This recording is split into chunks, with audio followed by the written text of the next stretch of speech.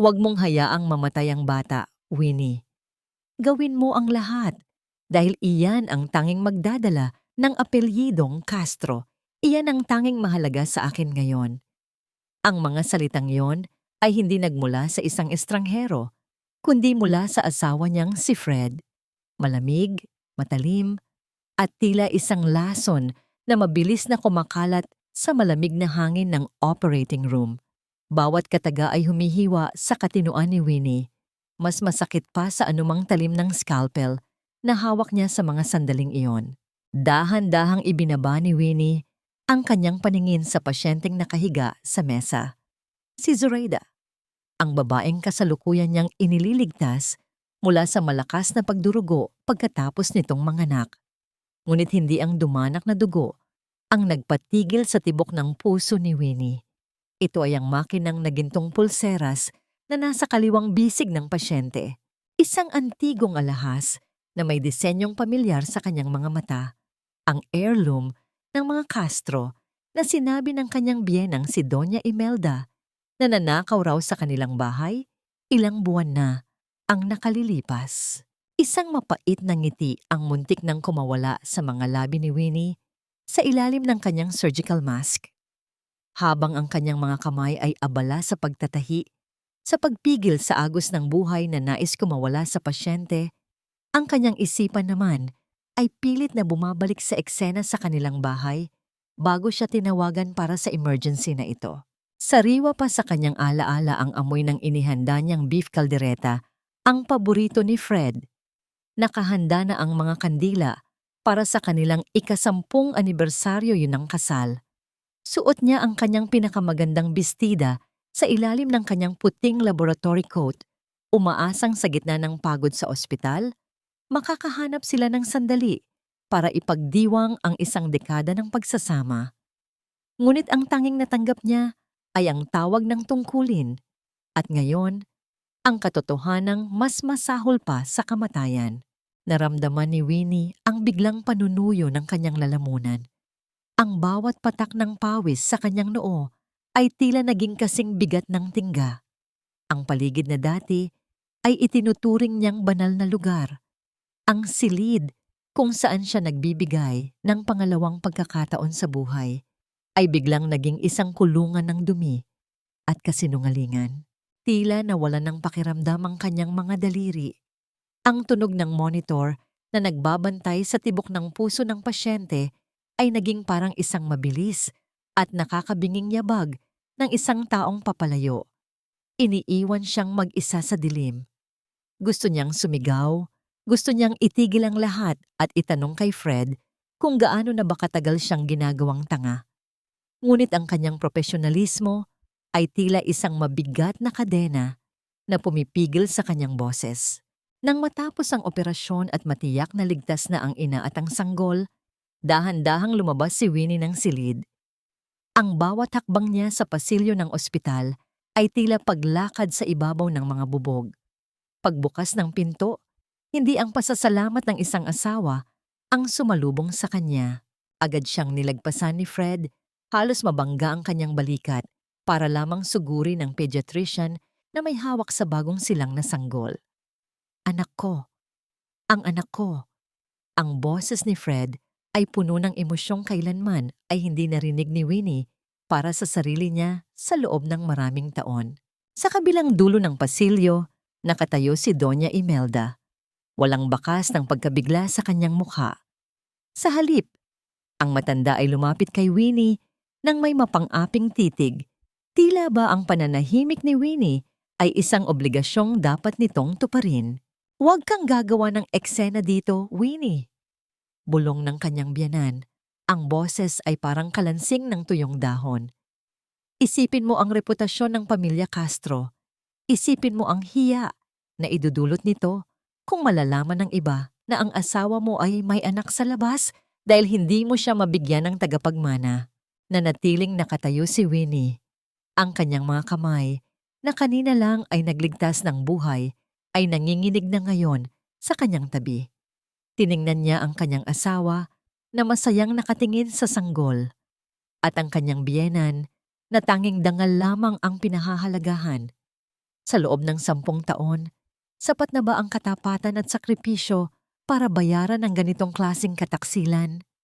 O sadyang ang pag-ibig niya ay isa lamang malaking pagkakamali na ngayon ay naniningil na ng danyos? Wala kang karapatang magreklamo, Winnie.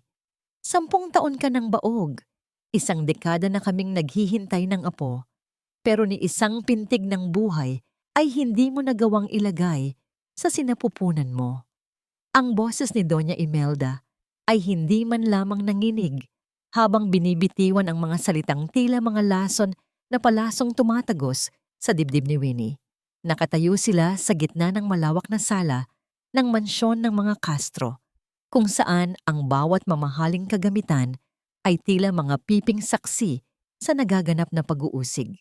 Dahan-dahang ibinaba ni Winnie ang kanyang paningin sa hapagkainan na naroon pa rin sa kabilang bahagi ng silid. Ang mga kandila ay tuyo na at wala ng ningas. Ang paboritong pagkain ni Fred na maingat niyang inihanda ay namumuti na sa sebo, malamig at hindi na katakam-takam. Ang mithiin din ni Iniyang ipagdiwang ang kanilang anibersaryo ay naging isang madilim na parangal para sa pagpanaw ng kanyang dangal. Isang doktor siya, isang babaeng iginagalang sa labas ng bahay na ito, ngunit sa loob ng mga pader na ito, siya ay isa lamang may sakit na hindi gumagaling. Isang asawang bigo. Naramdaman ni Winnie ang unti-unting panlalamig ng kanyang mga kamay. Gusto niyang sumagot, gusto niyang isigaw na ang pagiging baog niya ay bunga ng labis na pagtatrabaho para maitaguyod ang ambisyon ni Fred noong nagsisimula pa lamang ito. Ngunit ang boses niya ay tila nalunod sa sarili niyang lalamunan. Ang kanyang puso ay parang isang basong kristal na dahan-dahang nagkakalamat. Hindi dahil sa isang malakas na bagsak, kundi dahil sa bigat ng bawat salitang ipinapataw sa kanya. Makinig ka sa akin, Winnie, patuloy ni Doña Imelda, habang dahan-dahang lumalapit at hinahawakan ng balikat ni Winnie. Ang hawak na yon ay hindi isang pag-alo, kundi isang babala. Huwag mong hayaang lamunin ka ng selos, isipin mo ang hiya. Kapag nalaman ng publiko na may anak si Fred sa ibang babae, masisira ang kanyang pangalan bilang isang respetadong abogado. At ikaw? Magiging tampulan ka ng tsismis bilang asawang pinagpalit dahil hindi sapat. Gusto mo ba iyon? Tumingin si Winnie kay Fred na nakaupo sa kabilang panig ng sofa. Nakayuko ang kanyang asawa. Tila ba ang sahig ang pinaka-interesanting bagay sa mundo? Walang bahid ng pagsisisi, walang tangka na ipagtanggol ang babaeng kasama niya sa loob ng 10 taon. Ang bawat segundo ng katahimikan ni Fred ay tila isang pako na ibinabaon sa krus na pasan ni Winnie. What do you want me to do then? Sa wakas ay nakapagsalita si Winnie. Ang kanyang boses ay paos at halos pabulong na lamang. Ang bawat hininga niya ay tila may kasamang maliliit na tinik. Isang matamis ngunit nakakangilong ng ngiti ang gumuhit sa mga labi ni Doña Imelda. Kailangan nating protektahan ang bata at kailangan nating protektahan ang pangalan natin. Dito titira si Zoraida. Ikaw, bilang isang doktor, ang sisigurado na lalaking malusog ang apo ko. Sa mata ng mundo, ikaw ang mapagkumbabang asawa na tinanggap ang anak ng iyong asawa dahil sa laki ng iyong puso. You will be a hero, Winnie. Isang martir para sa pamilya Castro. Tila tumigil ang pag-ikot ng mundo para kay Winnie. Ang mungkahi ng kanyang biyenan ay hindi lamang isang insulto. Ito ay isang sentensya ng habambuhay na pagdurusa.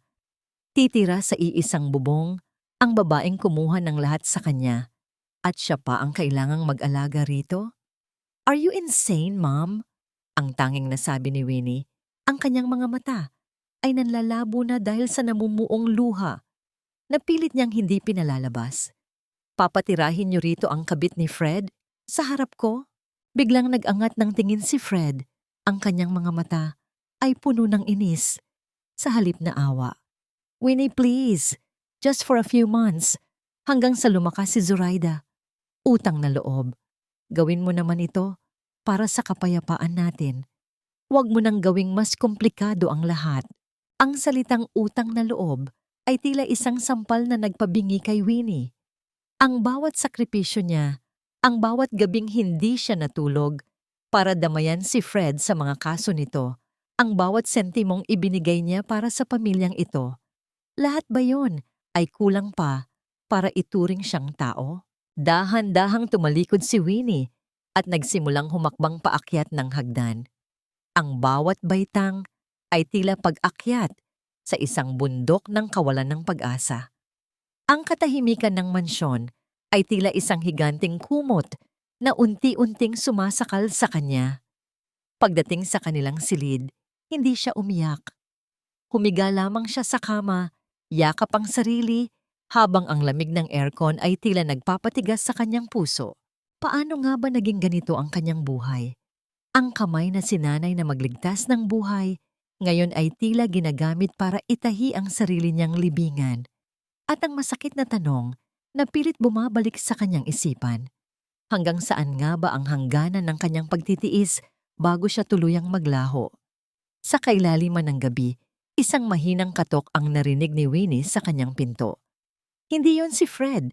Ang boses ni Doña Imelda ay muling narinig, mas malinaw at mas mapangahas kaysa kanina.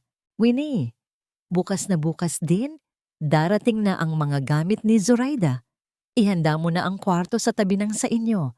Huwag mong kalilimutan, ang bawat kilos mo ay nakasalalay sa dangal ng pamilyang ito. Dito mo ilagay ang mga gamit niya sa master's bedroom, Fred. Mas malaki ang bintana rito, mas presko ang hangin para sa bata. Ang utos na yon ni Doña Imelda ay tila isang malakas na kulog na yumanig sa buong pagkatao ni Winnie habang nakatayo siya sa pintuan ng sarili niyang silid. Pinanood niya ang mga tauhan ng bahay na bitbit ang mga maleta ni Zoraida. Mga maletang puno ng mga gamit na alam niyang binili gamit ang perang pinaghirapan niya sa ospital. Ang bawat kalansing ng mga hanger sa loob ng closet na dati ay sa kanya lamang, ay tila mga kuko na kumakalmot sa kanyang alaala. Dahan-dahang lumapit si Winnie sa kanyang vanity mirror. Doon, nakita niya ang isang estranghero. Ang mga mata niyang dati ay puno ng ningning at dedikasyon sa kanyang mga pasyente. Ngayon ay tila 2 tuyong balon na lamang. Wala nang luha dahil ang sakit ay masyado nang malalim para dumaan sa mga mata. Ang bawat pabango ni Zoraida na sumasama sa hangin ng silid ay unt-unting pumapatay sa amoy ng kanyang sariling pagkatao. Winnie, huwag ka nang tumingin ng ganyan, wika ni Fred habang abala sa pag-aayos ng mga unan para kay Zoraida. Sabi naman ni Mommy, temporarily lang ito. Sa guest room ka muna matulog. Mas maliit doon. Mas madali mong malilinis. Isang mapait na sikdo ng dibdib ang naramdaman ni Winnie. Ang guest room, ang silid na madilim at walang sapat na liwanag, doon siya itinatapon ng lalaking nangako sa harap ng altar na siya ang magiging reyna ng tahanang ito. Ang bawat hakbang niya palabas ng sarili niyang silid ay tila pagtalikod sa 10 taon ng kanyang buhay na parang isang basurang wala ng halaga. Nagtungo siya sa kusina para kumuha ng tubig, ngunit doon ay dinatnan niya si Zoraida na nakaupo sa kanyang paboritong upuan. Humihigop ng mainit na gatas na tila siya ang tunay na may-ari ng mansyon. Ang bawat galaw ng babae ay puno ng pang-uuyam, isang tahimik na deklarasyon ng tagumpay. Doktora, tawag ni Zoraida. Ang boses ay malambing, ngunit may kalakip na lason. Medyo sumasakit ang likod ko. Sabi ni Fred, magaling ka raw mag-massage. Baka naman pwedeng pakicheck din ang vitamins ko kung tama ba ang dosage. Alam mo na, baka ma-stress ang baby ko sa sobrang init ng ulo ng ibang tao rito. Humigpit ang kapit ni Winnie sa basong hawak niya. Naramdaman niya ang panginginig ng kanyang mga kalamnan. Ang isang tinitingalang OB-GYN na tulad niya, ngayon ay ginagawang personal na caregiver ng kabit ng kanyang asawa. Ang bawat tibok ng kanyang puso ay tila isang babala. Isang babalang malapit na siyang sumabog. Ngunit ang anino ni Doña Imelda na nakamasid sa malayo ay tila isang malamig na kamay na sumasakal sa kanyang galit. I am a doctor, Zoraida, not your servant. Ang tanging lumabas sa mga labi ni Winnie. Ang boses ay matigas ngunit kontrolado. Pero asawa ka ni Fred, di ba? Sagot ni Zoraida sabay tayo at paghaplos sa kanyang tiyan na tila isang sandata. At ang asawa, dapat marunong magsakripisyo para sa pamilya. Lalo na kung ang asawa ay walang silbi pagdating sa pagpapatuloy ng lahi. Ang bawat salita ay tila isang mitya na dahan-dahang sinusunog ang pasensya ni Winnie. Tiningnan niya ang kanyang medical bag na nakapatong sa counter. Iyon na lamang ang tanging bagay na nagpapaalala sa kanya kung sino talaga siya. Ngunit sa ilalim ng bubong na ito, ang kanyang titulo ay walang saysay. Dito, siya ay isa lamang anino na pilit na binubura ng mga taong pinag-alayan niya ng kanyang buhay. Nang sumapit ang gabi, sa loob ng maliit at malamig na guest room, nakahiga si Winnie habang nakatingin sa kisame. Naririnig niya sa kabilang pader ang tawanan ni Fred at Zoraida. Ang tunog ng kanilang kaligayahan ay tila mga latigo na humahampas sa kanyang likuran. Ang bawat buntong hininga niya ay tila may kasamang abo ng kanyang mga pangarap. Hanggang kailan niya kayang panindigan ang papel na ibinigay sa kanya? Ang papel ng isang martir na unti-unting nilalamon ng sarili niyang katahimikan? Isang mahinang tunog ng pagbukas ng cabinet sa kabilang kwarto ang narinig ni Winnie. Ang cabinet kung saan niya itinatago ang kanyang mga pinakaiingatang dokumento at ang huling alaala ng kanyang ama. Isang biglang kaba ang gumapang sa kanyang dibdib. Dahan-dahan siyang tumayo at sumilip sa bahagyang nakabukas na pinto ng kanyang dating silid. Doon, nakita niya si Zoraida na may hawak na isang maliit na kahon. Ang kahon na naglalaman ng tanging perang itinago ni Winnie para sa kanyang pangarap na klinika. Iyan ang huling alaala ni Papa. Huwag mong madungisan ng mga kamay mo ang pangarap ko. Ang boses ni Winnie ay pumiyok sa tindi ng emosyong pilit niyang ikinukubli habang nakatayo siya sa harap ni Zoraida. Ang maliit na kahon na gawa sa narra, na may mga ukit ng bulaklak na ginawa pa ng kanyang yumaong ama, ay hawak-hawak ng babaeng sumira sa kanyang buhay. Sa loob niyon ay hindi lamang mga alahas. Naroon ang passbook ng isang lihim na bank account na pinag-ipunan ni Winnie sa loob ng maraming taon. Ang perang ilalaan sana niya para sa pagpapatayo ng isang libreng klinika para sa mga kababaihang hikaos sa buhay. Isang mapang-uyam na tawa ang kumawala sa mga labi ni Zoraida bago niya binitawan ang kahon sa ibabaw ng kama, na tila ba isa lamang itong basurang walang halaga. Ang tunog ng pagbagsak ng kahoy sa malambot na kutsyon ay tila isang malakas na sampal sa pandinig ni Winnie. Pangarap? Sambit ni Zoraida habang tinitingnan ang kanyang bagong manicure na kuko. Doktora, sa lagay mong yan, pangarap pa ba ang iniisip mo?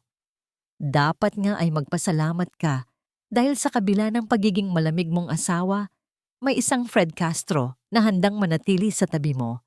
Isipin mo na lang na ang bawat sentimo na naririto ay kontribusyon mo para sa kinabukasan ng tunay na tagapagmana ng pamilyang ito. Nanginig ang buong pagkatao ni Winnie. Mabilis niyang kinuha ang kahon at binuksan ito. Ngunit ang kaba sa kanyang dibdib ay nauwi sa isang malamig na takot na tila yelo na dumadaloy sa kanyang mga ugat. Ang passbook ay wala na roon. Maging ang ilang mahahalagang dokumento ng lupang ipinamana sa kanya ng kanyang ama ay naglaho na rin. Dali-daling lumabas si Winnie ng silid at hinanap si Fred sa study room nito. Natagpuan niya ang kanyang asawa na kampanteng nagbabasa ng dyaryo habang humihigop ng mamahaling kape. Ang bawat sentimo ng kapeng iyon, ang bawat gamit sa bahay na ito, ay tila naging mga piping saksi sa kanyang paghihirap. Fred, nasaan ang passbook ko? Nasaan ang mga titulo ng lupa ni Papa? Ang tanong ni Winnie. Ang boses ay nanginginig sa galit at pait. Hindi man lamang nag-angat ng tingin si Fred. Ginamit ko na, Winnie. Kailangan nating bayaran ang deposito para sa bagong kondominium ni Zoraida. At saka, may mga utang din ako sa negosyo na kailangang ayusin. Huwag kang madamot. Asawa kita, di ba? Ang pera mo ay pera ko rin. Tila gumuho ang langit sa ibabaw ni Winnie. Ang perang binuo niya mula sa libu-libong oras ng pagpupuyat sa ospital, mula sa mga operasyong nagligtas ng buhay, ay winaldas lamang ng kanyang asawa para sa luho ng kabit nito. Ang bawat sakripisyo niya para sa pangarap ng kanyang ama ay tinunaw ni Fred sa isang iglap ng kataksilan. Pera ko yon, Fred! Pinaghirapan ko yon bago pa tayo ikasal! Sigaw ni Winnie ang unang pagkakataon na hinayaan niyang kumawala ang kanyang galit sa loob ng mansyong yon. Biglang tumayo si Fred at hinampas ang mesa. Ang tunog ng kanyang palad sa matigas na kahoy ay tila isang pagbabanta. Wala akong pakialam. Dito sa bahay na ito, ang salita ko ang batas. Kung ayaw mong lumabas ang baho nating dalawa at mapahiya ang pangalan mo bilang doktora, manahimik ka. Magtrabaho ka na lang uli. Tutal naman doon ka magaling, di ba? Sa pagtatrabaho hanggang sa makalimutan mo ng maging isang babae. Ang bawat salita ni Fred ay tila isang kutsilyo na dahan-dahang hinihiwa ang puso ni Winnie. Tumalikod siya, hindi dahil sa takot, kundi dahil sa matinding pandidiri sa lalaking minahal niya. Habang naglalakad siya sa madilim na pasilyo patungo sa guest room, naramdaman niya ang isang mahinang hawak sa kanyang siko. Si Tia Merle, ang mata ng katulong na tila naging pangalawang ina na niya sa bahay na yon. Ang mga mata ng matanda ay puno ng awa at lungkot. Lumingon-lingon muna si Tia Merle bago mabilis na inabot kay Winnie ang isang maliit at lumang cellphone na nakabalot sa panyo. Doktora, itago mo ito. Pabulong na wika ni Tia Merle, ang kanyang boses ay nanginginig sa kaba. Nahulog ito ni Zoraida sa ilalim ng sofa kanina. May mga mensahe rito na hindi dapat mabasa ni Fred. Baka ito na ang susi para makalaya ka sa impyernong ito. Humigpit ang kapit ni Winnie sa cellphone. Ang lamig ng kagamitang yon sa kanyang palad ay tila nagbigay ng isang maliit na kislap ng pag-asa sa gitna ng kadiliman. Tiningnan niya ang matanda at sa isang sandali, nagkaintindihan ang dalawang babaeng kapwa biktima ng kalupitan ng mga Castro. Pumasok si Winnie sa kanyang silid at nanginginig na binuksan ang cellphone. Ang unang mensaheng bumulaga sa kanya ay nagmula sa isang hindi nakapangalang numero at ang mga salitang naroon ay nagpatigil sa mundo ni Winnie. Ang tanging liwanag sa loob ng madilim na guest room ay ang asul na sinag na nagmumula sa screen ng maliit na cellphone na hawak ni Winnie. Sa gitna ng katahimikan ng gabi, ang bawat tibok ng kanyang puso ay tila isang tambol na nagbababala ng panganib. Nanginginig ang kanyang mga daliri habang binabasa ang mga mensaheng nakatago sa inbox ni Zoraida, mga salitang tila mga uod na gumagapang sa kanyang katinuan. Nasaan na ang pera? Huwag mong kalimutan, Zoraida. Alam ko ang totoo. Isang tawag ko lang sa asawa mo. Guguho ang mundong binuo mo sa loob ng mansyong yan. Hindi si Fred ang ama ng batang yan. Alam nating dalawa kung sino ang tunay na nagpunla niyan. Ang mga salitang iyon ay tila isang malamig na tubig na ibinuhos sa nagbabagang galit ni Winnie. Napasandal siya sa matigas na sandalan ng kama habang ang kanyang hininga ay unti-unting nagiging mabilis at mababaw. Ang dugong Castro na ipinagmamalaki ni Doña Imelda ang tagapagmana na naging dahilan ng kanyang pagiging basura sa bahay na ito. Lahat ba iyon ay isang malaking kasinungalingan? Isang mapait na tawa ang muntik nang kumawala sa kanyang lalamunan. Ngunit ang takot na marinig siya sa kabilang kwarto ang nagtulak sa kanya na takpan ang kanyang bibig. Dahan-dahang binuksan ni Winnie ang folder ng mga larawan. Doon, nakita niya ang mga kuha ni Zoraida kasama ang isang lalaking hindi niya kilala. Isang lalaking may mga tattoo sa braso at may mapangahas na titig. Hindi kailangan ng isang doktor na tulad niya ang masusing pagsusuri para makita ang pagiging malapit ng dalawa sa mga larawan. Ang paraan ng paghaplos ng lalaki sa tiyan ni Zoraida, ang mga ngiting hindi kailanman ipinakita ng babae kay Fred. Lahat ay malinaw na ebidensya ng isang mas malalim at madilim na ugnayan. Diyos ko! Pabulong na sambit ni Winnie, ang kanyang mga mata ay nanlalaki sa bawat paglipat ng larawan. Fred, ginagawa mo itong impyerno ang buhay ko para sa isang kasinungalingan. Naramdaman ni Winnie ang isang kakaibang pakiramdam na dumadaloy sa kanyang mga ugat. Hindi na ito ang dating Winnie na sugatan at talunan. Sa bawat segundo ng pagbabasa niya sa mga pagbabanta ng lalaking nagngangalang Rico, nararamdaman niya ang unti-unting pagtigas ng kanyang kalooban. Ang kanyang profesional na kaisipan ay nagsimulang mag-analisa. Bilang isang OB-GYN, alam niya ang mga legal at medikal na paraan para patunayan ang katotohanan, ngunit kailangan niya ng tamang panahon. Biglang natigil ang kanyang pag-iisip nang makarinig siya ng marahang yabag sa labas ng kanyang pinto. Mabilis niyang itinago ang cellphone sa ilalim ng kanyang unan at nagkunwaring natutulog. Ang tunog ng pagpihit ng doorknob ay tila isang babala. Pumasok ang anino ng isang tao at ang amoy ng pamilyar na pabango ay nagpabigat sa hangin. Si Fred, lumapit ang kanyang asawa sa gilid ng kama at nanatiling nakatayo roon ng ilang sandali. Walang salita, walang haplos. Ang katahimikan ni Fred ay tila isang mabigat na pasanin na nais nitong iwan sa silid ni Winnie bago ito muling lumabas at dahan-dahang isara ang pinto. Nang muling mapag-isa, inilabas ni Winnie ang cellphone. Ang kanyang mga mata ay nagniningning na ngayon, hindi dahil sa luha, kundi dahil sa isang bagong layunin. Tiningnan niya ang huling mensahe mula kay Rico.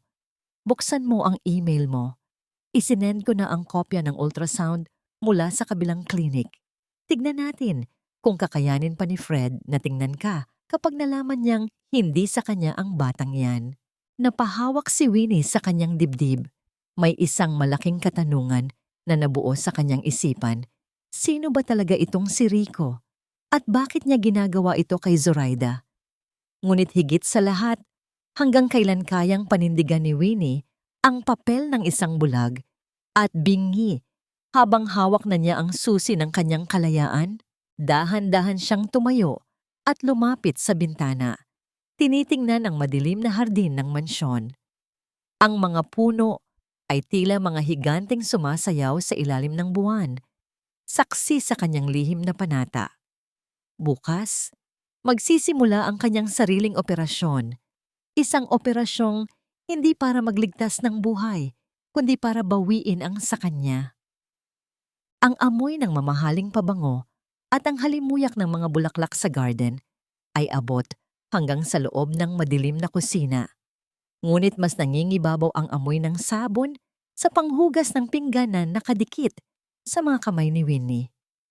Habang naririnig niya ang mga tawanan at kalansing ng mga baso ng wine mula sa labas, mas lalong bumabaon ang bawat kurot ng sakit sa kanyang puso. Ang gabing ito ay ang engrandeng selebrasyon para sa kaarawan ni Doña Imelda. Isang piging kung saan ang lahat ng matataas na tao sa lipunan ay imbitado. Lahat, maliban sa tunay na asawa ni Fred Castro. Winnie, siguraduhin mong malinis ang bawat sulok ng lababo bago ka magpahinga. Ayaw kong makakita ng kahit isang mantsa kapag pumasok ang mga catering staff para magligpit.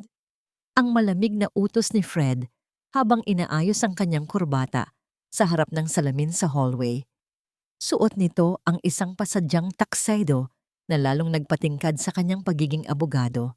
Ngunit para kay Winnie, ang lalaking ito ay tila isang estrangherong may pusong bato. Fred, kaarawan ito ng mami mo. Bilang asawa mo, dapat ay nandoon ako sa tabi mo para batiin siya. Mahinang tugon ni Winnie, ang kanyang tinig ay tila isang piping pagsusumamo na pilit na binabasag ng katahimikan ng kusina. Isang mapanguyam na tawa ang narinig niya mula sa pinto.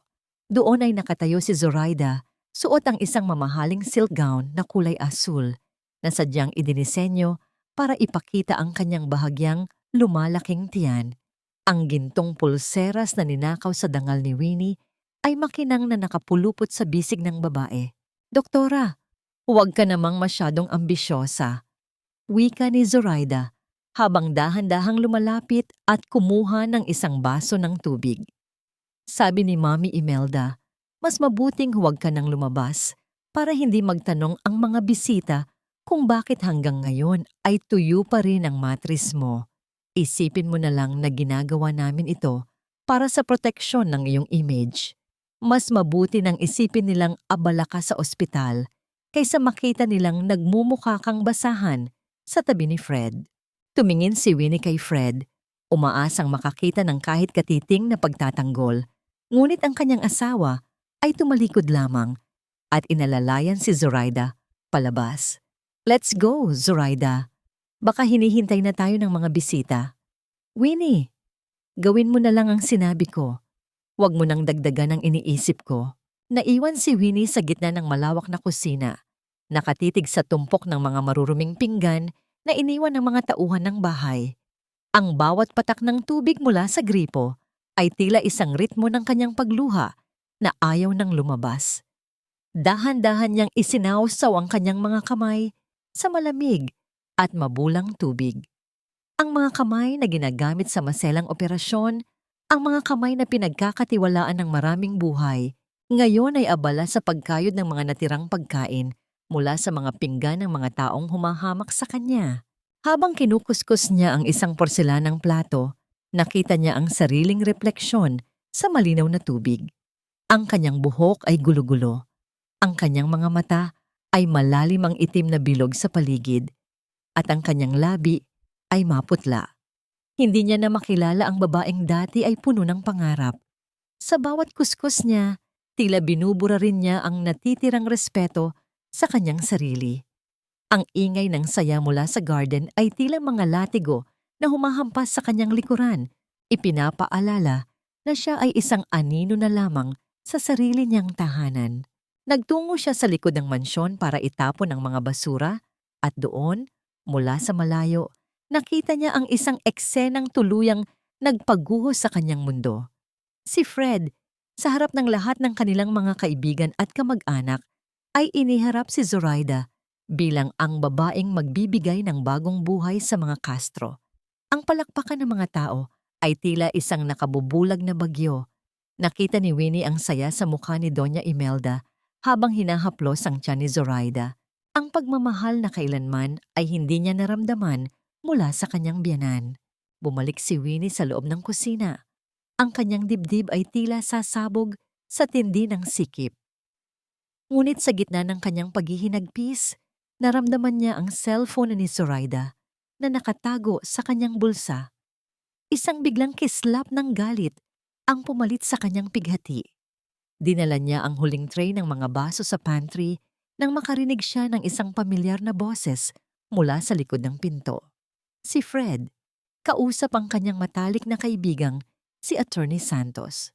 Fred, seryoso ka ba talaga rito? Paano si Winnie? Alam mong ang lahat ng ari-ariang hawak mo ngayon ay galing sa pinagbentahan ng lupa ng tatay niya. Ang boses ni Attorney Santos ay puno ng pag-aalinlangan. Huwag kang mag-alala. Sagot ni Fred, ang boses ay puno ng katusuhan. May mga dokumentong pinirmahan si Winnie noong nakaraang buwan na hindi niya binasa ng maayos. Sa oras na ipanganak ni Zoraida ang bata, handa na ang divorce papers at ang waiver niya sa lahat ng assets. Siya ang lalabas na nagpabaya at ako ang biktima. Wala siyang makukuha kahit isang sentimo. Napahawak si Winnie sa counter para hindi matumba.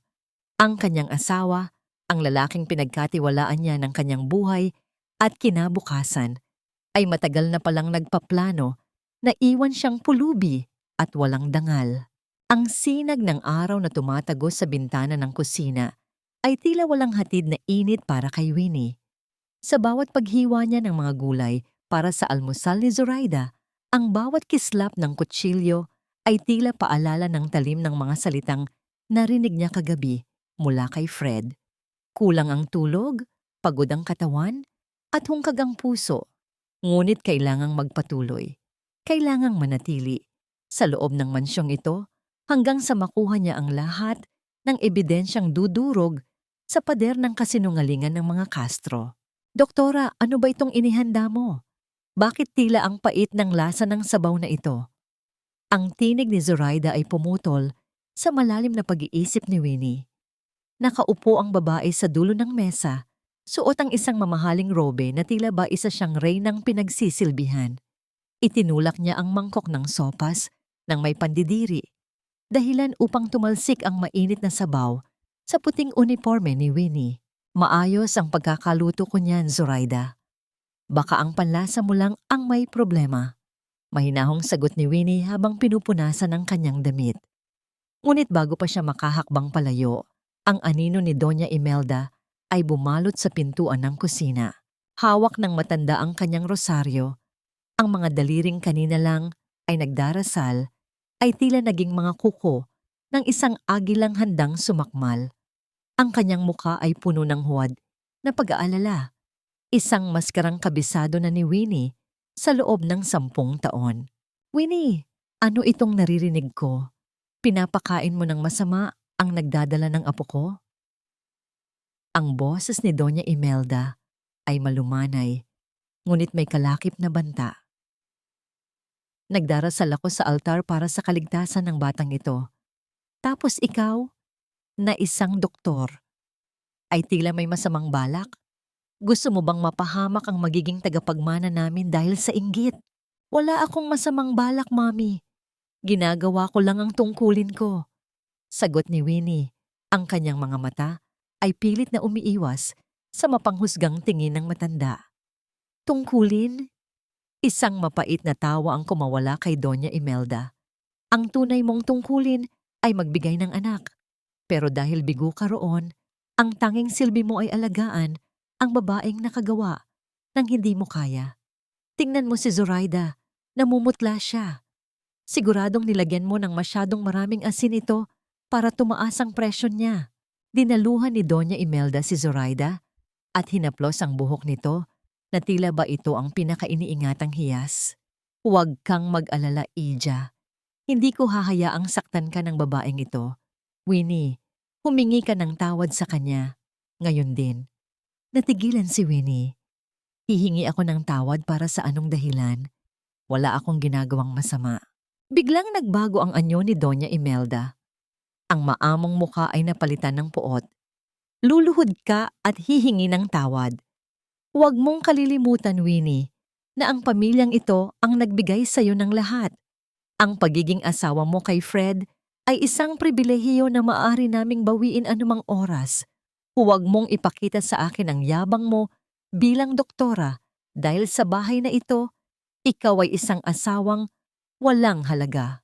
Naramdaman ni Winnie ang panginginig ng kanyang mga tuhod, hindi dahil sa takot, kundi dahil sa tindi ng insulto sa kanyang pagkatao.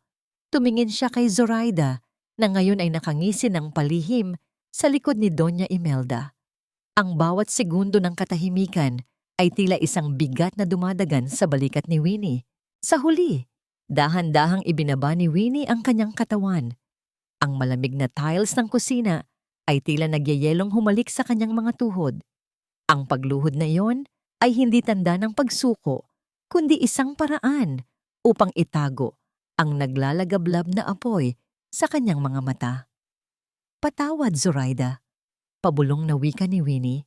Ang bawat salita ay tila may kasamang laslas sa kanyang dila. Anong sabi mo? Hindi ko narinig. Pang-uuyam ni Zoraida habang dahan-dahang iniinom ang tubig. Patawad. Mas malakas na ulit ni Winnie habang ang kanyang mga kamay ay nakakuyom ng mahigpit sa ilalim ng mesa.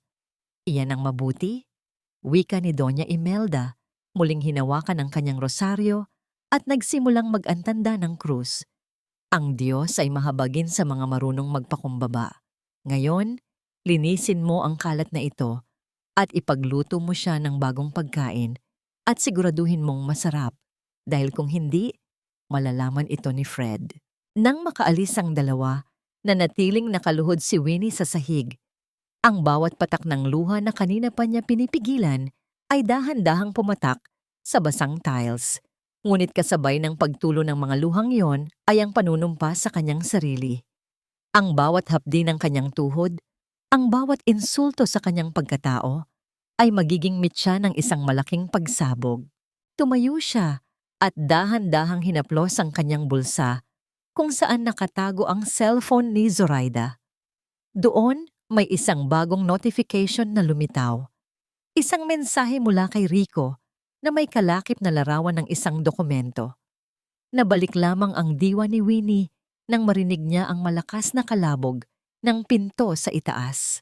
Alam niyang nagsisimula na ang tunay na laban. At sa laban na ito, hindi na siya ang biktima. Siya na ang magiging hatol. Hindi na ako luluhod pang muli. Sa susunod na mangyari iyon, sisiguraduhin kong kayo naman ang nasa sahig.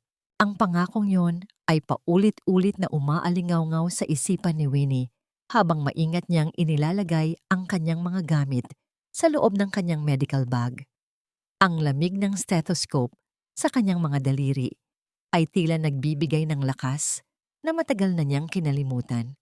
Sa labas ng mansyon ng mga Castro, ang mundo ay patuloy sa pag-ikot, ngunit sa loob ng maliit na guest room na ito, isang bagong Winnie ang dahan-dahang isinisilang.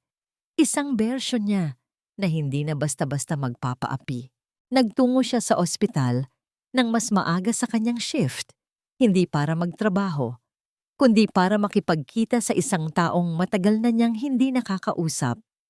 Sa isang maliit at tago na cafe malapit sa St. Jude Hospital, naupo si Winnie habang hinihintay si Attorney Manuel, ang matalik na kaibigan ng kanyang yumaong ama.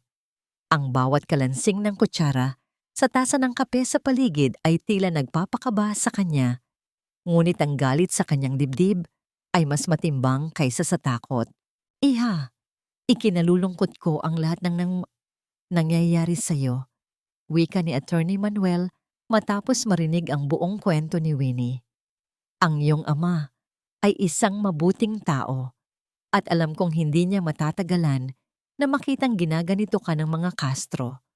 Tungkol sa mga dokumentong sinabi mong pinapirmahan sa iyo ni Fred, kailangan nating makuha ang mga kopya niyan.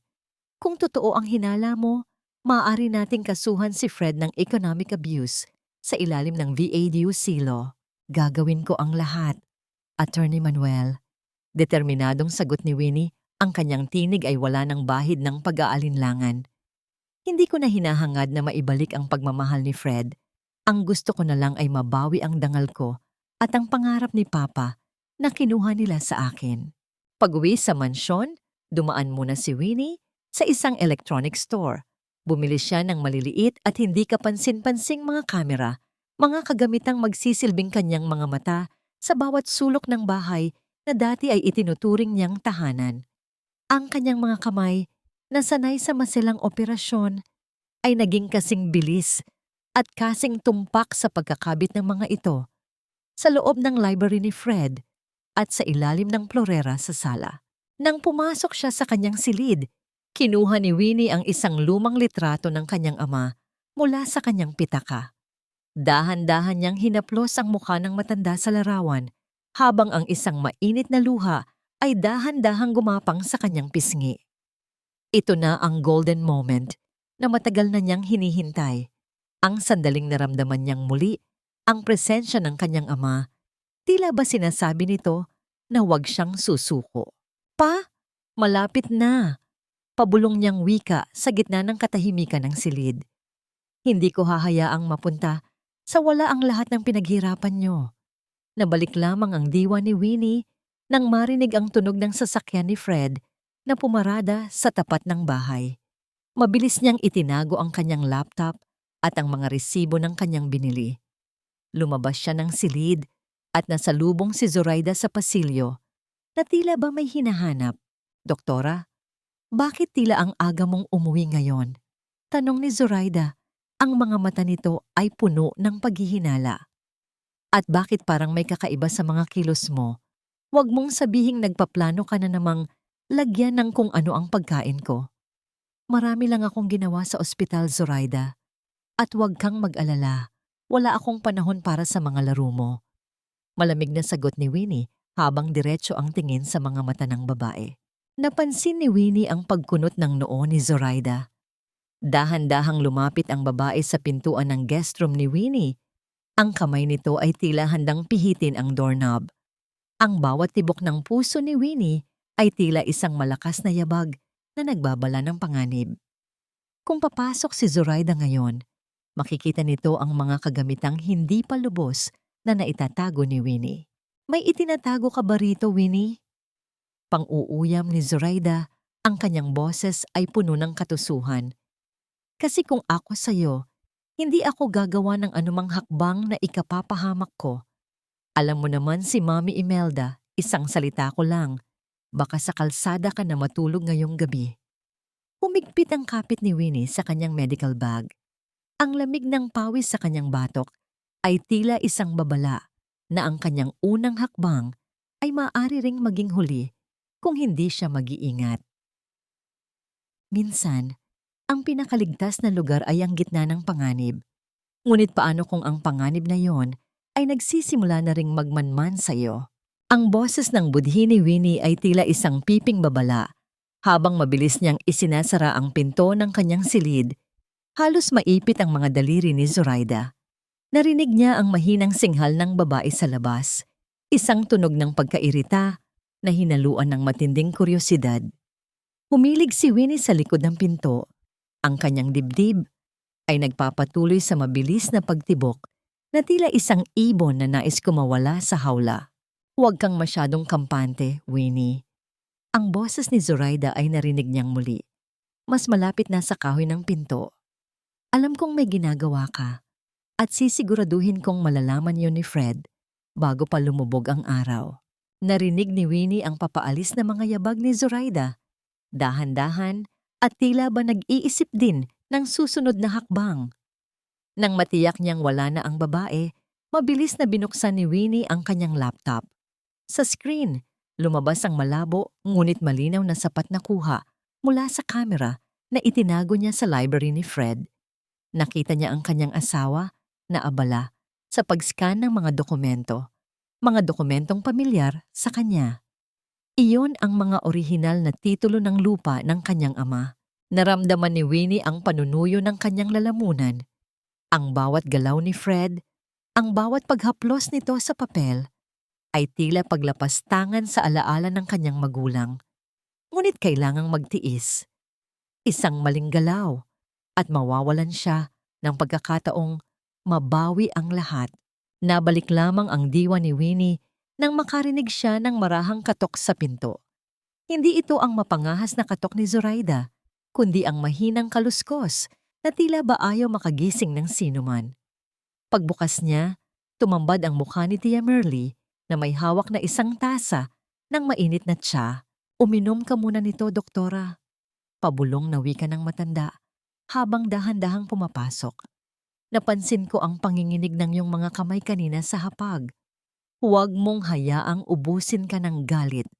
Ang katahimikan ay iyong sandata, ngunit kailangan mo ring magpahinga. Ito ang golden moment ni Winnie sa gitna ng bagyo. Ang init ng tasa sa kanyang palad at ang mapagmahal na tingin ni Tia Merly ay tila isang yakap mula sa kanyang namayapang ina. Sa loob ng mansyong ito, na puno ng mga lobo, mayroon pa rin palang isang kaluluwang handang dumamay sa kanya ng walang hinihintay na kapalit. Salamat, Tia Merly. Tugon ni Winnie. Ang kanyang boses ay bahagyang nanginig. Kayo na lang ang tanging nagpapaalala sa akin na tao pa rin ako. Ngunit ang kapayapaang iyon ay mabilis na naglaho. Habang inililigpit ni Tia Merly ang mga gamit, biglang narinig ang isang tunog mula sa loob ng bag ni Winnie. Isang mahabang pag-vibrate ng cellphone. Ang cellphone ni Zoraida. Nagkatinginan ang dalawa. Mabilis na kinuha ni Winnie ang bag at hinanap ang gadget. Ang pangalang Rico ay kumikislap sa screen. Ang bawat pag-vibrate ay tila isang malakas na pintig na maaaring makatawag ng pansin ng sinuman sa labas. Sagutin mo na, doktora. Bulong ni Tia Merly habang ang kanyang mga mata ay nakatitig sa pinto. Hindi sumagot si Winnie. Hinintay niyang tumigil ang pag-vibrate, ngunit muli itong tumunog. Kasunod nito ay isang mensahe. Nasa tapat ako ng gate. Lumabas ka kung ayaw mong pasukin ko ang mansyong yan at ipakita kay Fred ang lahat. Ubos na ang pasensya ko, Zoraida. Napatayo si Winnie. Ito na ang pagkakataong makita kung sino ang lalaking ito. Ngunit bago pa siya makakilos, narinig niya ang malakas na sigaw ni Zoraida mula sa hallway sa itaas. "Fred! Nasaan ang cellphone ko? Sigurado akong naiwan ko yon sa sala kanina. Pero wala na roon. May nagnanakaw ng gamit ko sa bahay na ito."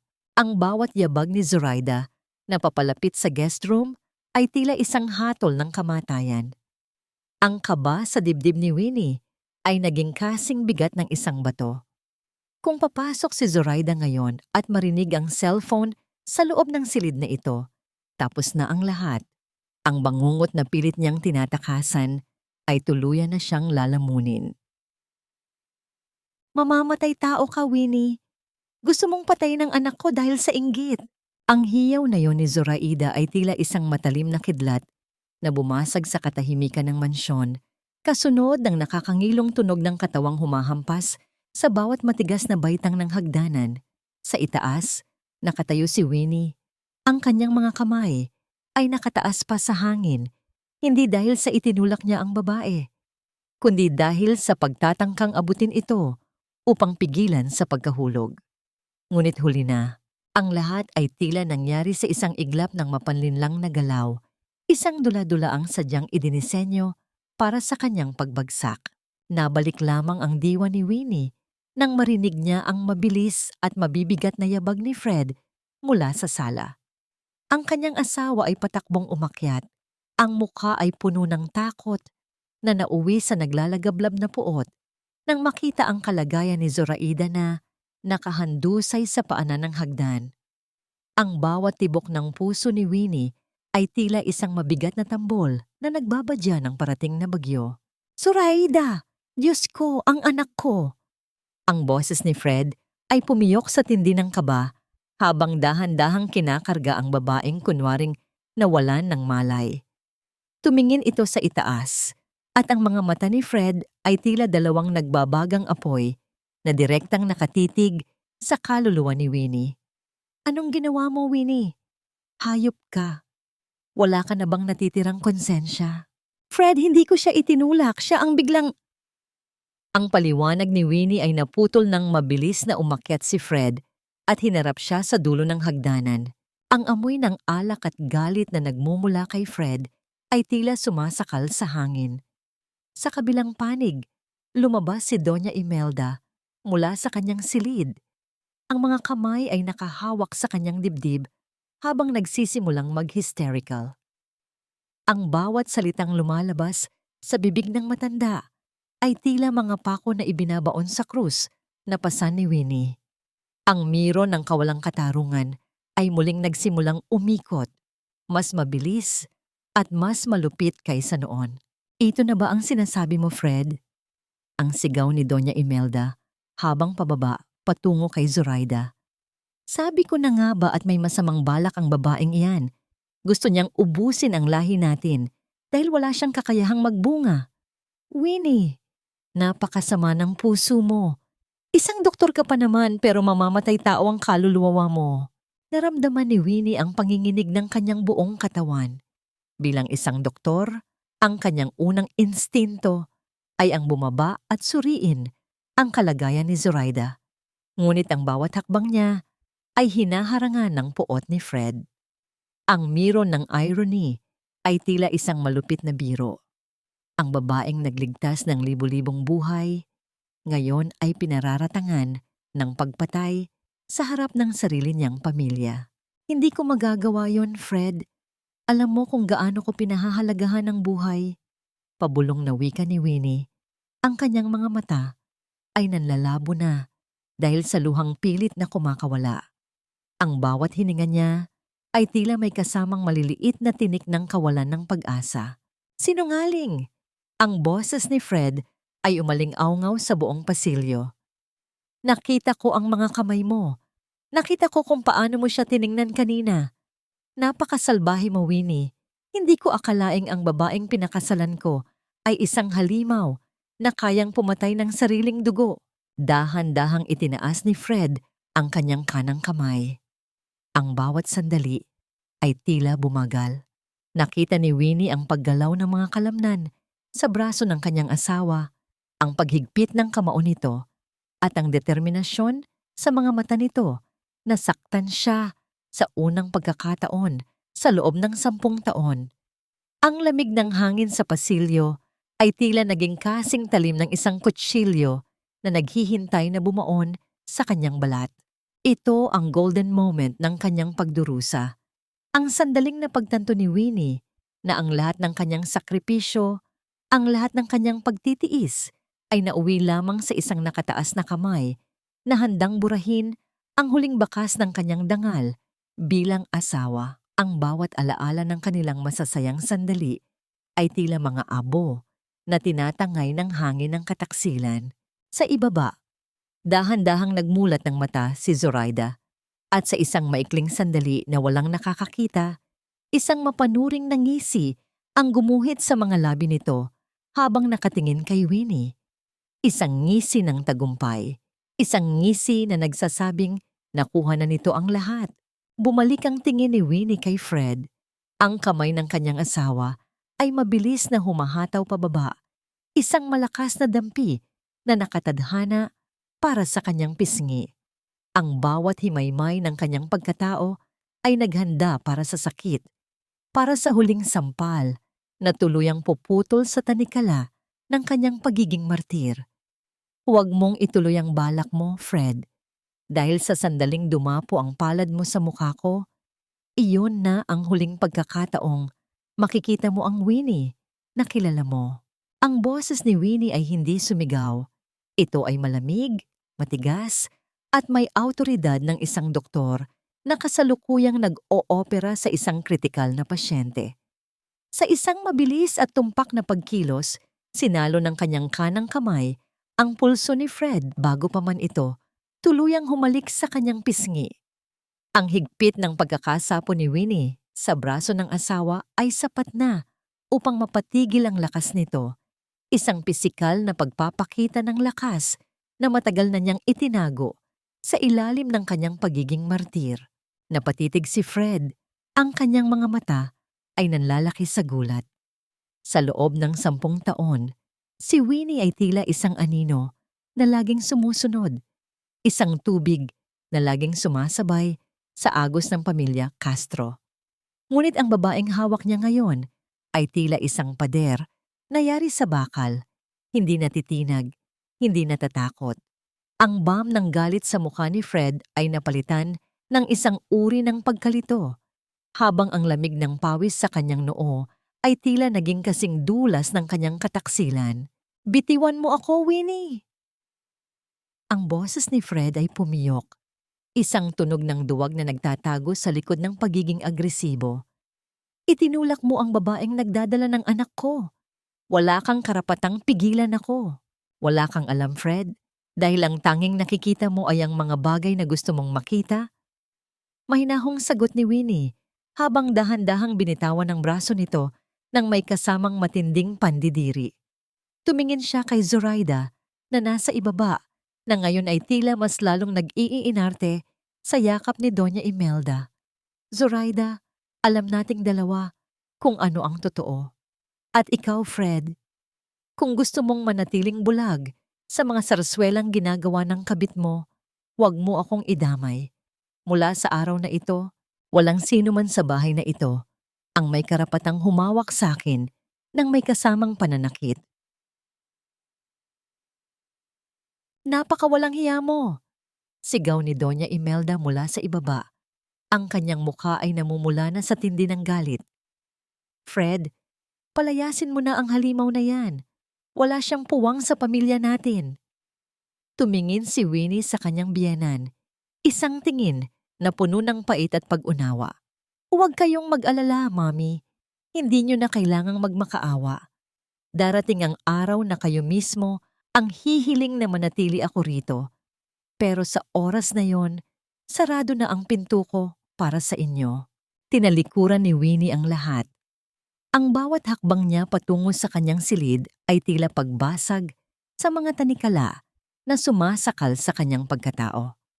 Pagpasok sa guest room, agad niyang isinara ang pinto at mabilis na kinuha ang kanyang laptop. Ang panginginig ng kanyang mga daliri ay hindi dahil sa takot, kundi dahil sa adrenaline ng kanyang pagkakagising.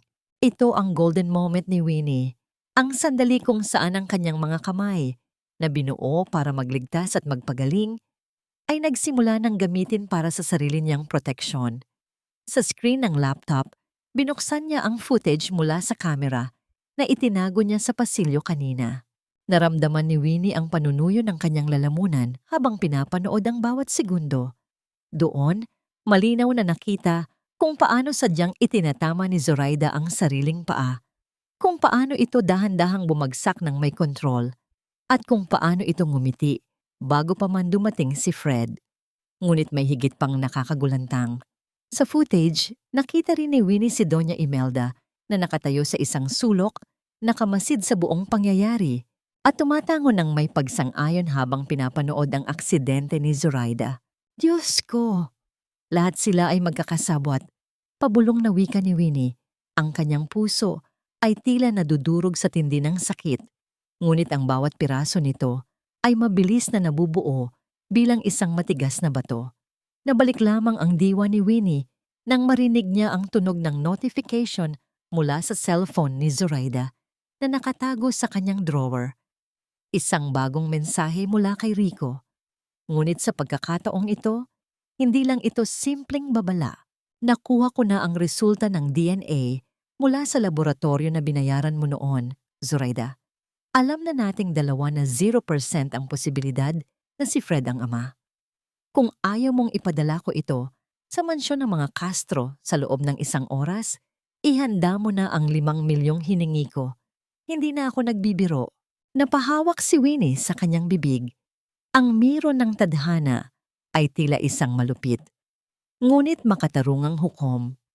Hawak na niya ang huling alas, ngunit ang mas malaking tanong ay kung paano niya ito gagamitin sa paraang hindi lamang dudurog kay Fred, kundi magbabalik sa kanya ng lahat ng ninakaw sa kanya, pati na ang kanyang pangarap.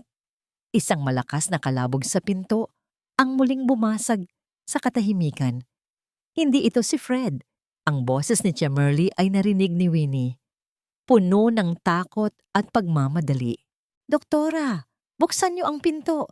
Si Fred, kinuha niya ang mga gamit niyo at sinisilaban na sa likod ng bahay. Kailangan niyo siyang pigilan. Sunugin mo ang lahat, Fred.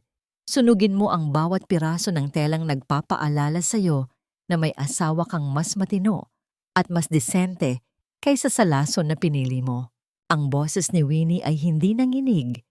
Habang nakatayo siya sa beranda, nakatanaw sa likod ng bahay kung saan ang isang maliit na apoy ay dahan-dahang lumalamon sa kanyang mga damit, libro, at maging ang kanyang puting laboratory coat. Ang bawat dila ng apoy na sumasayaw sa dilim ay tila mga demonyong nagdiriwang sa pagkawasak ng kanyang lumang buhay.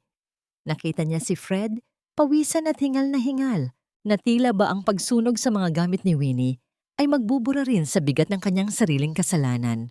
Naramdaman ni Winnie ang init ng apoy mula sa malayo, ngunit sa loob ng kanyang dibdib ay may isang uri ng yelo na hindi na kailanman matutunaw.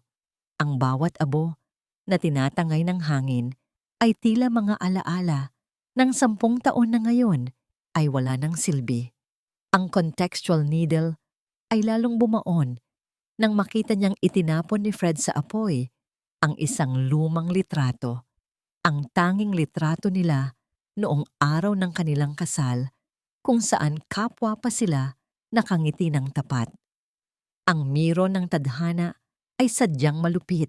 Sa araw na dapat sana ay ipinagdiriwang ang kanilang pagmamahalan, ang tanging natira ay ang usok ng puot. Ito ang nararapat sa iyo. Sigaw ni Fred habang nakatingin sa itaas. Ang kanyang mukha ay maliwanag dahil sa ningas ng apoy. Wala kang ititira sa bahay na ito. Aalis ka rito ng walang dala. Gaya ng pagpasok mo, walang kwenta. Hindi sumagot si Winnie.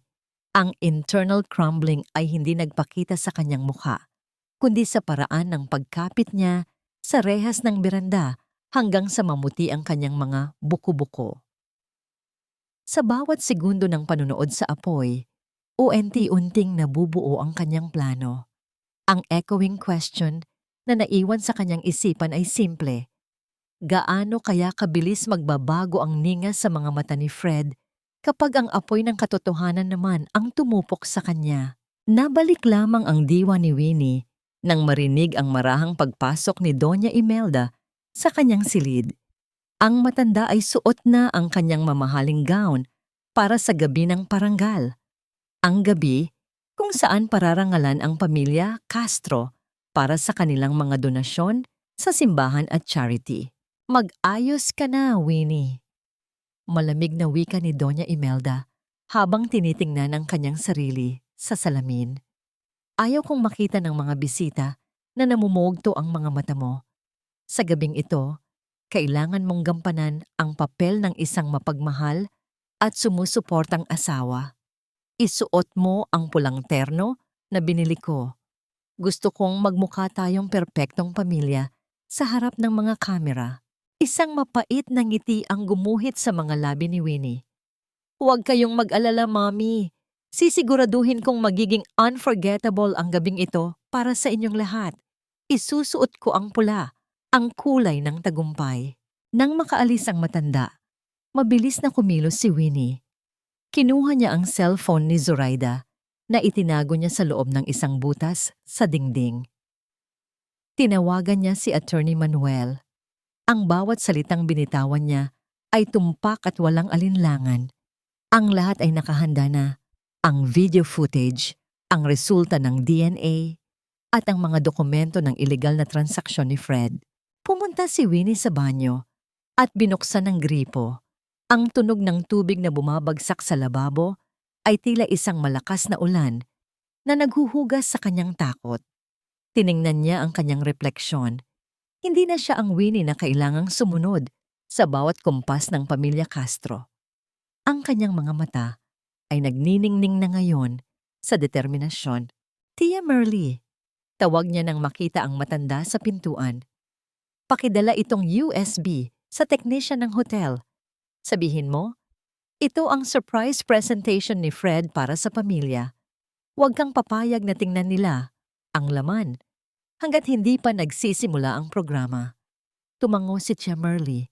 Ang kanyang mga mata ay puno ng pag-asa para kay Winnie.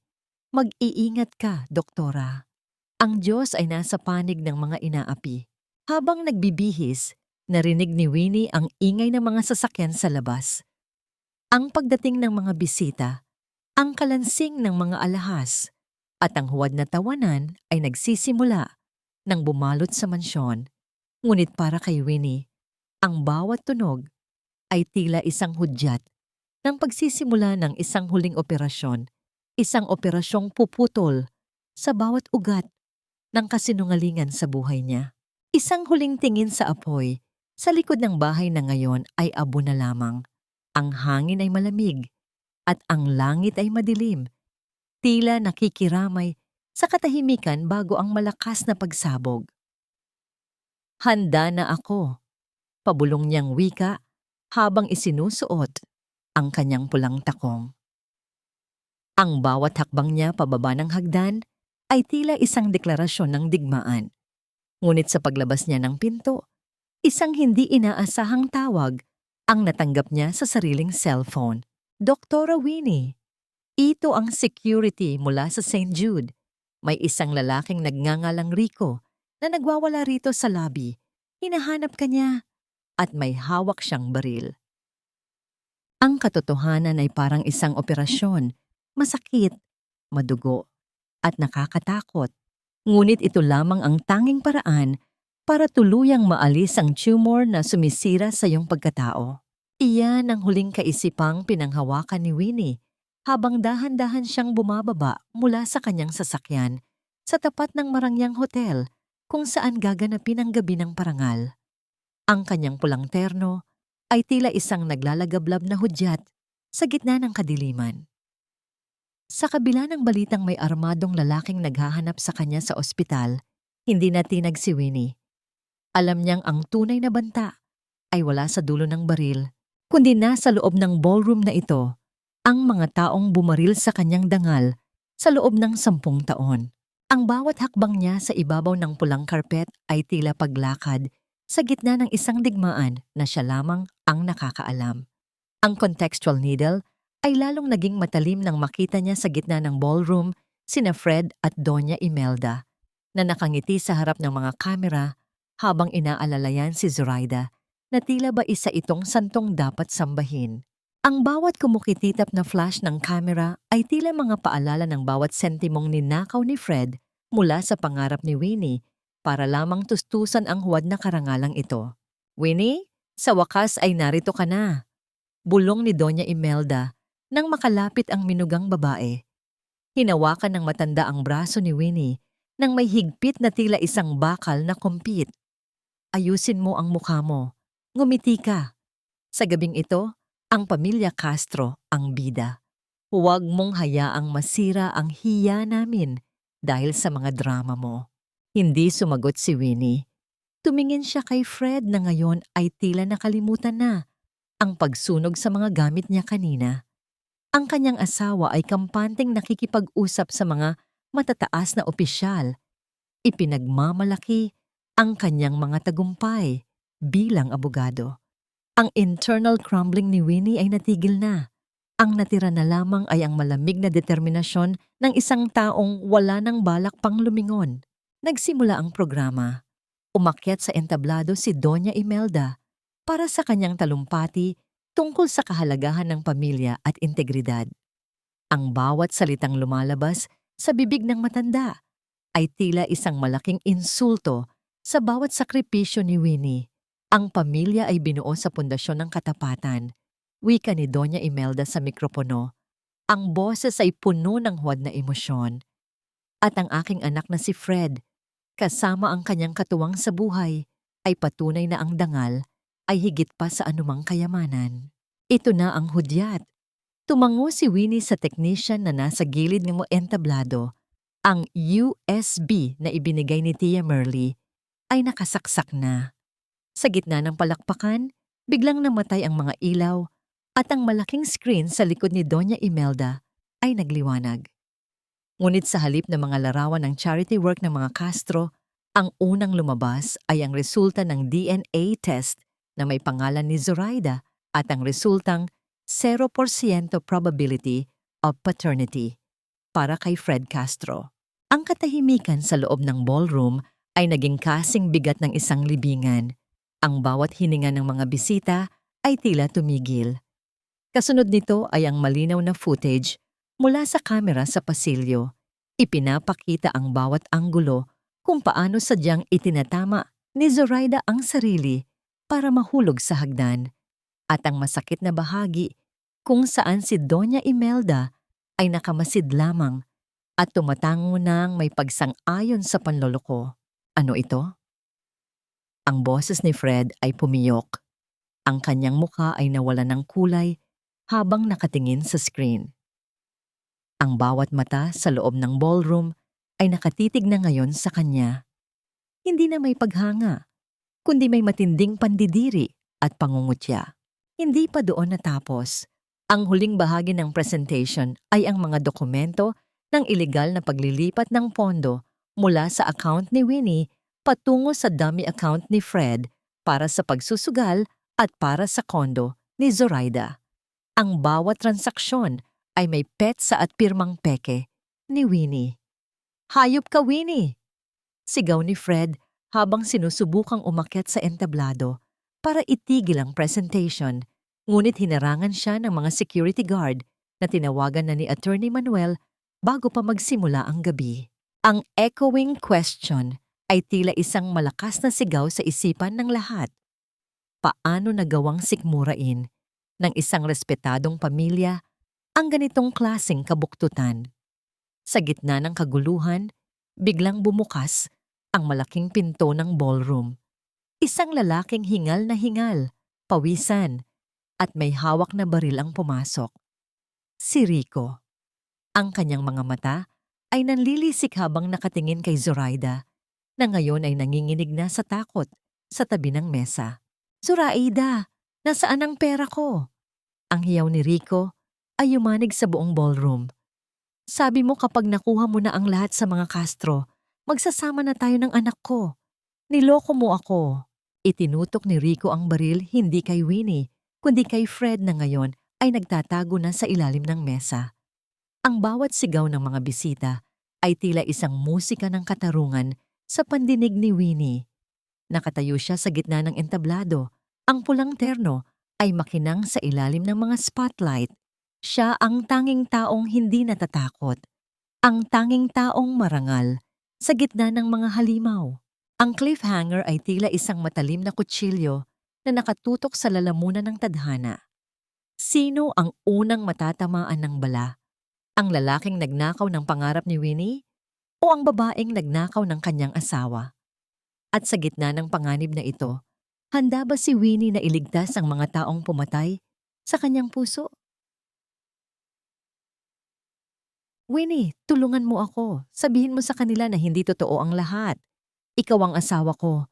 Kailangan mo akong protektahan. Ang boses ni Fred ay gumaralgal.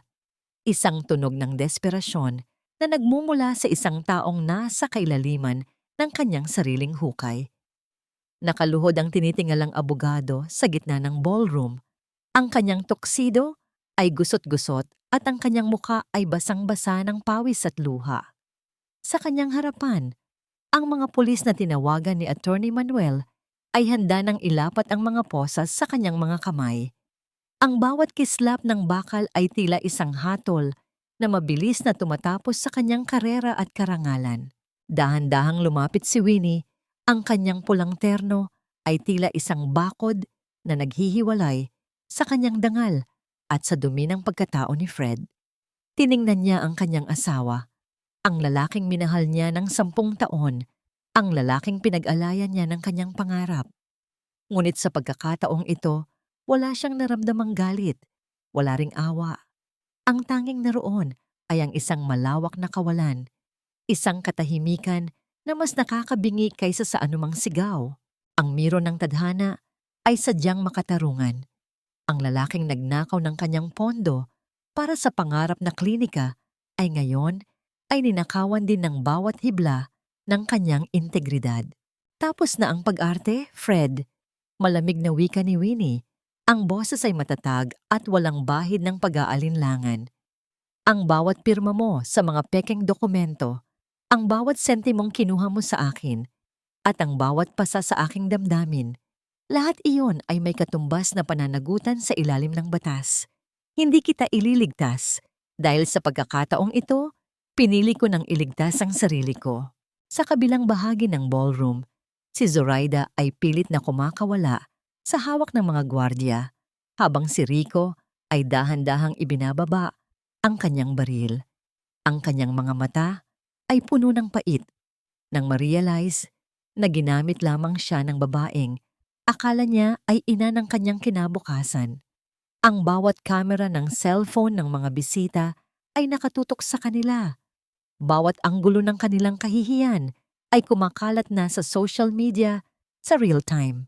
Ang contextual needle ay lalong bumaon nang makita ni Winnie si Doña Imelda na nakasandal sa pader. Ang kanyang mukha ay maputla at tila tumanda ng 10 taon sa loob ng 1 oras. Ang hiya na pilit nitong iniwasan ay ngayon ay tila isang malaking alon na tuluyang lumamon sa kanyang pangalan. Ang aking apo, ang dugo ng mga Castro, ang pabulong na wika ni Doña Imelda, ang kanyang mga kamay ay nanginginig habang nakatingin sa screen na nagpapakita pa rin ng 0% DNA probability. Ang bawat hininga ng matanda ay tila isang pagsisisi na huli na para bigkasin. Ito ang golden moment ni Winnie, ang sandaling dahan-dahan niyang hinubad ang kanyang singsing sa kasal. Ang gintong bilog na dati ay simbolo ng walang hanggang pangako, ay tila naging isang mabigat na pasanin na ngayon ay handa na niyang bitawan. Inilagay niya ito sa ibabaw ng mesa sa tapat ni Fred. Ang tunog ng bakal na tumama sa kristal ay tila isang huling tuldok sa isang mahabang kabanata ng kanyang buhay. Isama na ninyo siya. Utos ng opisyal ng pulisya habang dahan-dahang hinihila si Fred palabas. Winnie, patawarin mo ako. Gagawin ko ang lahat. Winnie! Ang hiyaw ni Fred ay umalingaw-ngaw hanggang sa labas ng ballroom, hanggang sa mawala ito sa ingay ng mga sirena ng pulisya na naghihintay sa labas. Naiwan si Winnie sa gitna ng ballroom sa ilalim ng nagniningning na mga chandelier. Ang bawat bisita ay dahan-dahang lumalapit sa kanya, hindi para magbigay ng parangal sa pamilya Castro, kundi para humingi ng paumanhin sa kanilang pananahimik habang siya ay inaapi. Ngunit hindi na kailangan ni Winnie ang kanilang simpatsya. Ang bawat hibla ng kanyang pagkatao ay nakatutok na sa hinaharap. Lumapit sa kanya si Attorney Manuel at inabot ang isang folder. Nakuha na natin ang freeze order sa lahat ng assets, Winnie. Lahat ng kinuha niya sa iyo ay maibabalik, pati na ang lupang ipinamana ng iyong ama. Malaya ka na. Huminga ng malalim si Winnie. Ang internal crumbling ay tuluyan ng natigil at sa halip ay isang bagong pundasyon ang nagsimulang mabuo.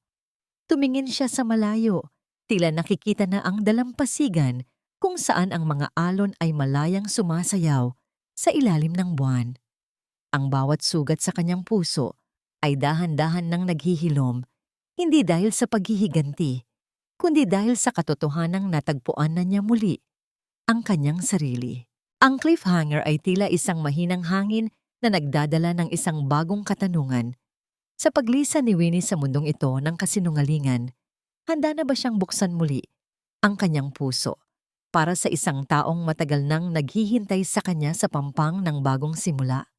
O sadyang ang kalayaan ay sapat na para punan ang bawat puwang sa kanyang kaluluwa? Ang alat ng hangin na nagmumula sa dagat ay tila isang malamig na haplos na nagpapahilom sa bawat natitirang hapdi sa balat ni Winnie. Habang nakatayo siya sa dalampasigan ng isang maliit na bayan sa Bataan, ang tunog ng bawat paghampas ng alon sa pampang ay tila isang banayad na himig na nagbubura sa bawat sigaw at panlalait na tiniis niya sa loob ng mansyon ng mga Castro. Ang sikat ng araw sa umaga ay nagniningning sa ibabaw ng tubig, tila libu-libong diamante na nagbibigay ng bagong pag-asa sa isang pusong akala niya ay habambuhay ng mananatiling bato. Dahan-dahang lumingon si Winnie sa likuran, kung saan nakatayo ang isang maliit ngunit malinis na puting gusali. Sa itaas ng pintuan, nakasabit ang isang kahoy na karatula. Luwalhati Free Clinic for Women and Children. Ito ang katuparan ng pangarap na muntik ng manakaw ni Fred. Ang pangarap ng kanyang ama na maglingkod sa mga taong walang kakayahang magbayad para sa kalinga ng isang doktor. Ang bawat gamit sa loob, mula sa mga higaan hanggang sa mga gamot, ay nabili mula sa bawat sentimong nabawi niya sa tulong ni Attorney Manuel. Ang miro ng tadhana ay nagpakita ng katarungan. Ang bawat sakripisyo niya sa ospital sa lungsod ay naging binhi para sa isang bagong buhay dito sa lalawigan. Naramdaman ni Winnie ang isang kakaibang gaan sa kanyang dibdib. Wala na ang mga tanikala ng hiya at utang na loob na dati ay sumasakal sa kanyang bawat hininga. Ayon sa huling balitang natanggap niya, si Fred ay kasalukuyang nasa loob ng kulungan habang hinihintay ang pinal na hatol sa kasong economic abuse at falsification of documents. Si Doña Imelda naman ay nananatiling nag-iisa sa kanilang mansyon na unti-unti nang kinukuha ng bangko. Iniwan ng lahat ng mga kaibigang dati ay kasama sa kanyang huwad na karangalan, si Zoraida. Matapos malaman ni Fred na hindi sa kanya ang bata, itinaboy ito ni Doña Imelda sa kalsada at ngayon ay balitang bumalik sa hirap kasama si Rico. Ang hagupit ng karma ay tila isang malakas na bagyo na dumaan at tumupok sa bawat kasinungalingan, nag-iiwan lamang ng mga taong may malinis na kalooban. Ito ang golden moment ni Winnie, ang sandaling dahan-dahan niyang inilabas ang isang maliit na panyo mula sa kanyang bulsa. Sa loob niyon ay ang singsing na ginto, na simbolo ng kanyang 10 taong pagkabilanggo. Tumingin siya sa malayo, sa abot tanaw, kung saan nagtatagpo ang langit at dagat. Sa isang mabilis, ngunit mapayapang kilos, inihagis ni Winnie ang singsing patungo sa kailaliman ng asul na tubig. Pinanood niya ang bawat kislap nito bago ito tuluyang nilamon ng mga alon. Hudyat na ang huling bakas ng kanyang nakaraan ay tuluyan na ring naglaho. Doktora Winnie, handa na po ang unang pasyente niyo sa loob. Ang boses ni Tia Merly ay narinig niya mula sa beranda ng klinika. Ang matanda ay sumama sa kanya sa bataan, piniling manilbihan sa babaeng itinuring na niyang tunay na anak. Papunta na ako, Tia Merly, tugon ni Winnie. Ang kanyang mga mata ay nagniningning sa tunay na ligaya. Nabalik lamang ang diwa ni Winnie nang maramdaman niya ang isang anino sa kanyang tabi. Isang lalaking suot ang simpleng t-shirt at maong. May dalang isang baso ng mainit na barako. Si Arnel, ang doktor na dati ay nakasama niya sa mga medical mission noong siya ay nagsisimula pa lamang at ngayon ay ang kanyang katuwang sa klinika. Masyado mong pinapagod ang sarili mo sa pagtingin sa dagat, Winnie. Wika ni Arnel nang may banayad ng ngiti habang iniaabot ang kape. Kailangan mong mag-almusal. May mahabang araw tayo sa harap natin. Tinanggap ni Winnie ang baso. Ang init nito sa kanyang palad ay tila isang pangako ng kaligtasan at pagrespeto. Ang bawat sulyap ni Arnel ay walang bahid ng pagmamaliit, kundi puno ng paghanga sa lakas na ipinamalas ni Winnie.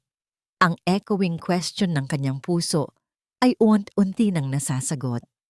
Hindi kailangang maging reyna ng isang mansyon para maging maligaya.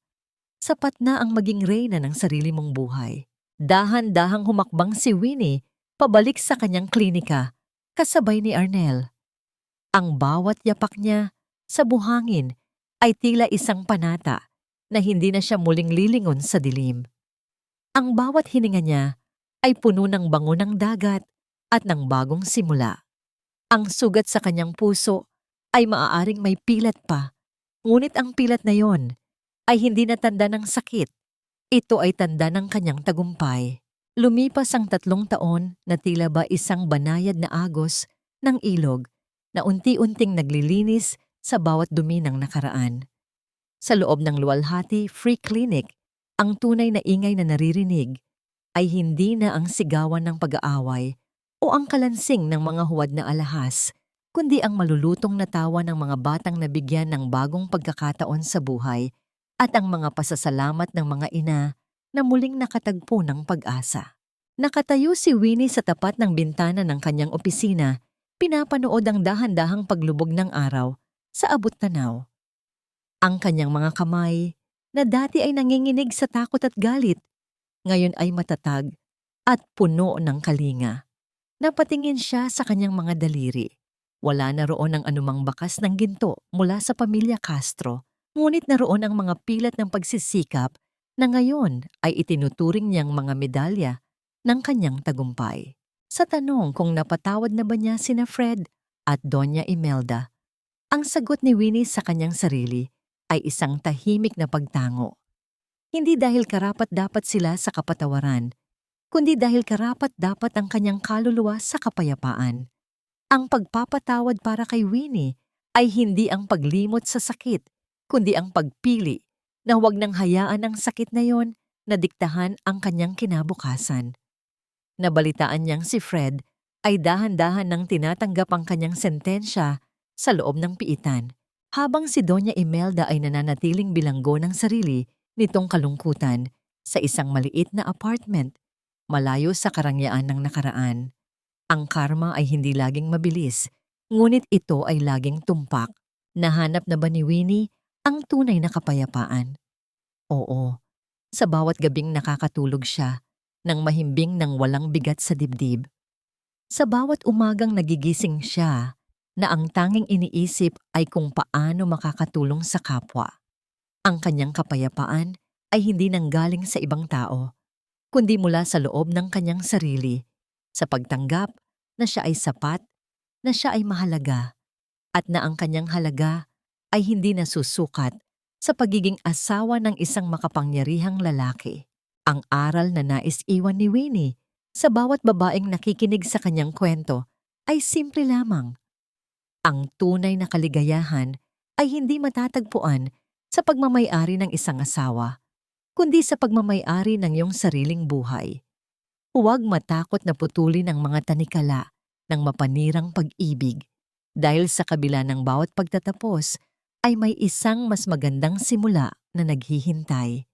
Ang pagiging martir ay hindi kabanalan kung ito ay nagiging daan para wasakin ang iyong pagkatao. Naramdaman ni Winnie ang marahang pagdampi ng kamay ni Arnel sa kanyang balikat. Walang salita, isang mainit na presensya lamang na nagpaparamdam na hindi na siya muling mag-iisa sa kanyang mga laban. Isang matamis na ngiti ang sumilay sa mga labi ni Winnie habang dahan-dahan silang naglalakad palabas ng klinika patungo sa pampang kung saan ang mga alon ay tila bumubulong ng isang huling pamamaalam sa nakaraan. Ang sugat sa kanyang puso ay tuluyan ng naghilom, nag-iiwan ng isang pilat na magsisilbing paalala na siya ay isang mandirigma. At sa ilalim ng nagniningning na mga bituin, si Winnie ay hindi na lamang isang biktima ng tadhana. Siya na ang tunay na arkitekto ng sarili niyang kaligayahan. At sa bawat bagong umaga, patuloy na isinusulat ni Winnie ang kanyang sariling kwento. Malayo sa bawat anino ng nakaraan, sa pagtatapos ng paglalakbay na ito, nais kong mag-alay ng isang tapat at malalim na pasasalamat sa bawat isa sa inyo na nanatili at nakinig hanggang sa huling kataga. Hindi naging madali ang paghabi ng kwento ni Winnie. May mga gabi na tila nararamdaman ko rin ang bigat sa kanyang dibdib, lalo na noong isinusulat ko ang eksena sa loob ng silid operasyon. Ang sandaling ang kanyang mga kamay ay kailangang magligtas ng buhay habang ang sarili niyang mundo ay unti-unti nang naglalaho. Ang bawat salitang inyong narinig ay hango sa mga totoong karanasan at mga matatapang na babaeng nakasalamuha ko. Mga babaeng itinuring na mahina, ngunit may taglay palang lakas na kayang magpabagsak sa mga pader ng kasinungalingan. Ang buhay ay parang isang maliit na butil ng binhi. Kailangan muna nating dumaan sa dilim at mabaon sa ilalim ng lupa bago tayo muling sumibol at mamukadkad patungo sa sikat ng araw. Nais kong ipaalala sa inyo na ang pagpapatawad ay hindi isang tanda ng pagsuko, kundi isang mitya ng liwanag na tayo mismo ang sumisindi para hindi na tayo maligaw sa dilim ng puot. Ang tunay na katarungan ay hindi lamang nakikita sa pagbagsak ng mga nagkasala, kundi sa muling pagtayo ng mga pusong sadyang pinatibay ng tadhana. Ngunit bago tayo tuluyang magpaalam, may isang tanong na nais kong iwanan sa inyong mga puso. Kung ikaw ang nasa kalagayan ni Winnie, kakayanin mo rin bang patawarin ang taong kumuha ng lahat sa iyo, alang-alang sa iyong sariling kapayapaan? O sapat na ang lumayo at magsimulang muli nang hindi na tumitingin sa likod? Sana ay nagustuhan ninyo ang ating kwento at naway nag-iwan ito ng isang mainit na bakas sa inyong kaluluwa. Huwag kalimutang i-like ang video na ito at i-share sa inyong mga kaibigan at mahal sa buhay. Iwanan din ang inyong mga tapat na saloobin sa comment section.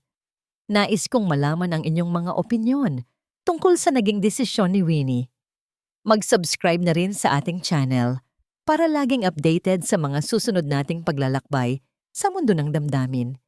Hanggang sa muli nating pagkikita, nawa'y manatiling nagniningning ang pag-asa sa bawat isa sa inyo